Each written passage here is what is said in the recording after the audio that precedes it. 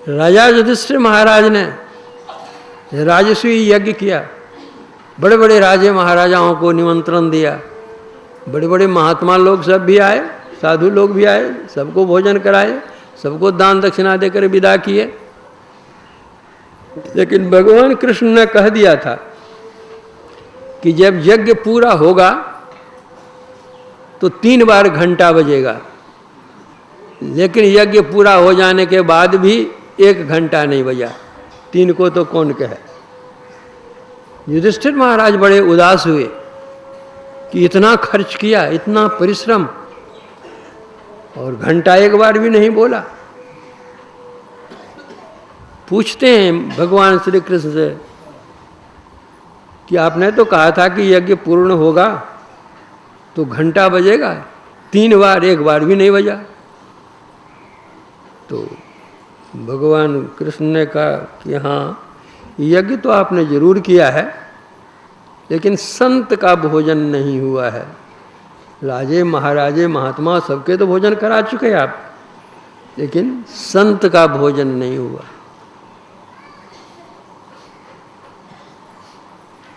तो कहाँ संत हैं कहिए तो बुलावें। कहाँ काशी में हैं, सपच भगत हैं,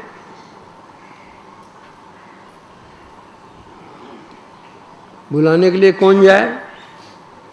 का रथ लेकर के जाइए, अपने से जाइए, किसी को भेजिए जो उनका आदर सत्कार करके ले आवे। युधिष्ठिर महाराज तो यज्ञ में लगे हुए थे, भीम सेन को भेजा गया, कहा कि जाओ आदर सत्कार का ले आओ उनको। जब भी उन्होंने सुना कि स्वपच हैं, तभी तो नाक भौं सिकड़ गया इनका कि हम क्षत्रिय बाबू हैं और जाएंगे स्वपच के यहाँ क्या गए तो खुशामद करने के की आज्ञा है, तो लाचारी जाना ही पड़ता। रथ लेकर के जाते हैं, मन में सोचते जाते हैं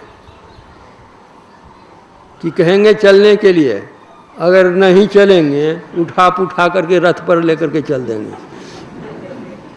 10,000 हाथी का बल था ना, उनके शरीर में 10,000 हाथी का बल था। गए रथ लेकर के, पूजा पर बैठे ही थे स्वपच भगत जी, पहुंच गए यहाँ। पूछते हैं भीम से, कहाँ आए भीम? आपको ले जाने के लिए आए हैं, महाराजा ने भेजा है।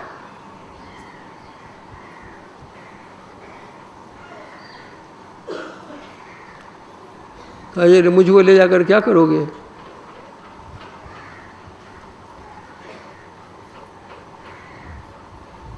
अच्छा बात तो पीछे करूँगा,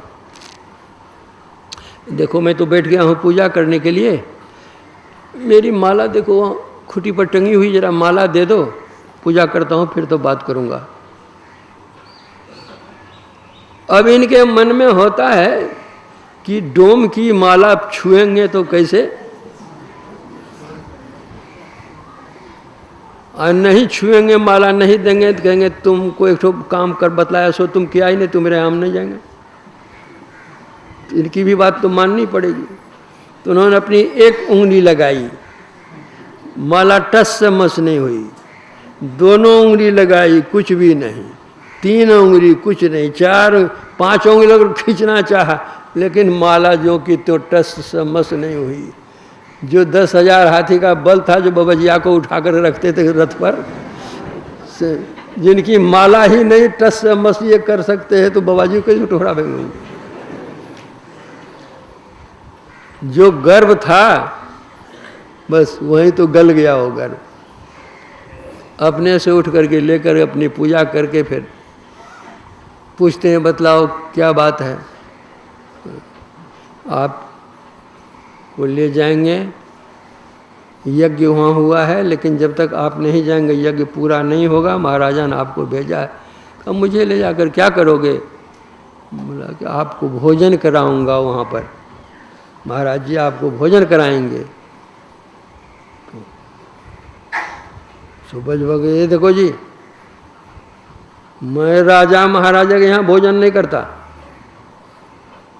अब तो ये बेचारे आग बबूले हो गए, जात का डोम सबका छुआ अच्छा, जूठा खाने वाला कहते राजा के यहाँ का भोजन नहीं करते हैं से चल दिए वहाँ से अहंकार में।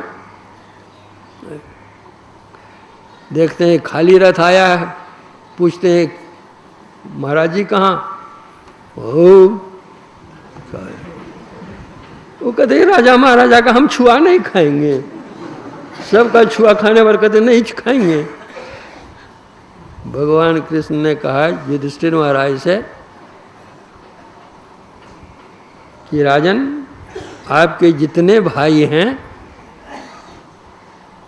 कोई तन मद में है, कोई धन मद में है, कोई मन मद में है, सब मद के नशे में चूर हैं।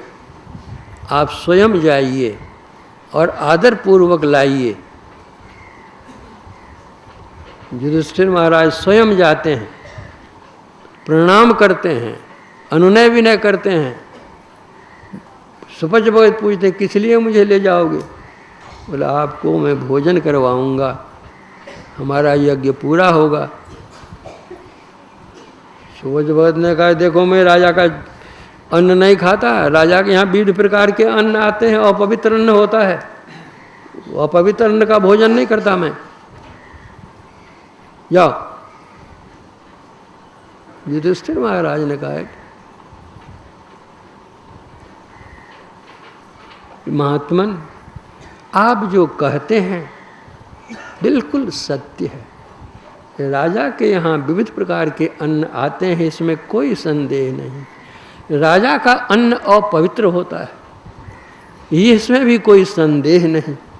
आप जो कह रहे हैं बिल्कुल अक्षरशः सत्य है, लेकिन आप भोजन नहीं करेंगे तो पवित्र कैसे होगा? इसीलिए तो आपको लेने आया, आप भोजन करेंगे, उस अपवित्र को पवित्र कर देंगे, इसीलिए आपके यहाँ आया। चला जाए, आग्रह करते हैं, रथ पर बैठालते हैं, चलते हैं, युधिष्ठिर महाराज लेकर के आते हैं। अब द्रौपदी महारानी के मन में हुआ कि इतना बड़ा यज्ञ हुआ, घंटा नहीं बजा, और ऐसे कौन महात्मा है जिनके आने से घंटा बजेगा? अब उल्लास के मारे वो इतनी चीजें बनाती हैं खिलाने के लिए और बनवाती हैं, ये खिलाऊंगी, ये खिलाऊंगी, ये खिलाऊंगी, ऐसी खिलाऊंगी, घंटा बजेगा। बड़ी मेहनत के साथ बेचारी बनाती है। जो आते हैं महात्मा जी, आदर के साथ रथ से उतारा जाता है, बैठाया जाता है। जब भोजन के लिए बैठाया जाता है, खुशी के मारे तो द्रौपदी का हृदय नाच रहा है कि ये भोजन करेंगे और घंटा बजेगा। दुनिया भर की चीज़ें जितनी चीज़ बनाई गई थी, सारी चीज़ें उनके सामने में परोस दी गई कि एक एक करके खाएंगे और बतलाएंगे, हाँ इसका स्वाद ऐसा है, इसका स्वाद ऐसा है, ये बहुत बढ़िया है, ये खट्टा और ये मीठा है, और बतलाएंगे, प्रशंसा करेंगे भोजन की। साधु तो साधु ही होते हैं, जो स्वादु होते हैं वे एक एक करके देखेंगे क्या है, नहीं वे तो स्वादु नहीं थे, वे तो साधु थे। एक बाबाजी था, वो गांजा भी पीता था, बीड़ी भी पीता था, सिगरेट भी पीता था, शराब भी पीता था, सब कुछ नशीली चीज़ खाता पीता था वो। किसी ने कहा कि बाबा आप महात्मा होकर बीड़ी पीते हैं, सिगरेट पीते हैं, गांजा पीते हैं, भांग पीते हैं, ये सब तो ठीक नहीं करते हैं आप तो महात्मा है।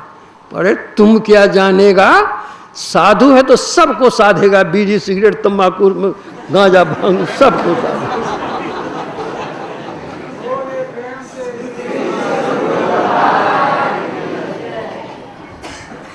तो वैसे साधु तो वे नहीं थे, स्वाद लेंगे। जितनी चीज़ें द्रौपदी ने बनवाई थी और बनाई थी, सबको एक साथ मिला दिया और एक कौर लिया। जैसे एक कौर लेते हैं स्वपच जी, वैसे एक बार घंटा बज जाता है। अब तो उल्लास छा गया, 1 घंटा बज गया, अब 2 घंटे और बजेंगे। इतने में द्रौपदी के मन में भाव होता है, कितनी मेहनत से तो मैंने इतनी चीज़ें बनाई थी कि एक एक करके खाते और स्वाद लेते और वर्णन करते किसका कैसा स्वाद लगा। सो कुछ नहीं है? आखिर में जात के तो डोम ही ठहरे ना, सब कुछ मिला जुला करके एक साथ कर दिया, एक कोर मुंह में ले लिया। संत तो अंतर्यामी होते हैं, हृदय की बात जानते हैं। रामकृष्ण परमहंस जी ने कहा कि संतों की दृष्टि में सामान्य जनों का हृदय कांच की अलमारी के समान होता है। कांच की अलमारी में कोई भी सामान छिपा कर रखो, बाहर से ही वो सामान दिखता है। उसी तरह से हृदय में कोई किसी कोने में बात को छिपा कर रखो, वो बात प्रकट हो जाएगी। तो स्वपच भगत द्रौपदी के मन की बात जान गए। किसके मन में यह भाव आया कि आखिर तो डोम स्वाद क्या जाने, हाथ रुक गया, दूसरा कौर उन्होंने लिया नहीं। युधिष्ठिर महाराज भी वहाँ पर बैठे हुए थे। युधिष्ठिर महाराज ने कहा कि महात्मन भोग लगाया जाए। आपने 1 कौर लिया, 1 घंटा बजा, और लिया जाए। युधिष्ठिर महाराज की बात सुनकर स्वपच महाराज कहते हैं कि युधिष्ठिर, जो संत का भोजन था वह तो हो चुका, अब जो भोजन होगा वो तो स्वपच डोम का भोजन होगा।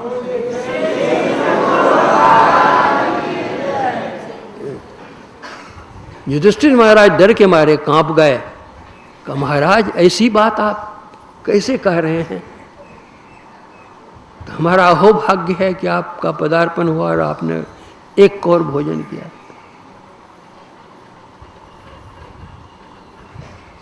स्वपच महाराज कहते हैं द्रौपदी से पूछो तो। अब तो द्रौपदी बेचारी डर के मारे कांपने लगी, हाथ जोड़ कर करने लगी, प्रभु मुझसे गलती हुई, नारी जाति में छोटी बुद्धि की, ओछी बुद्धि की, आप क्षमा कीजिए, भोजन कीजिए।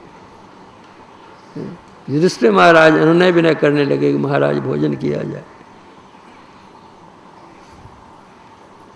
स्वपच जी बोले भोजन तो मैं कर लूँगा, लेकिन जो घंटा बज गया वो बज गया, अब नहीं बजेगा। भोजन किए उसके बाद फिर दूसरा तीसरा घंटा बजा नहीं। तो वही संत पलटूदास जी महाराज कहते हैं, राजा युधिष्ठिर यज्ञ बटोरा, जोड़ा सकल समाजा, अब मर्दा सब का मान, स्वपच बिन घंट ने वाजा। पलटू ऊंची जाति का मत कोई कर अहंकार, साहब के दरबार में केवल भक्ति प्यार।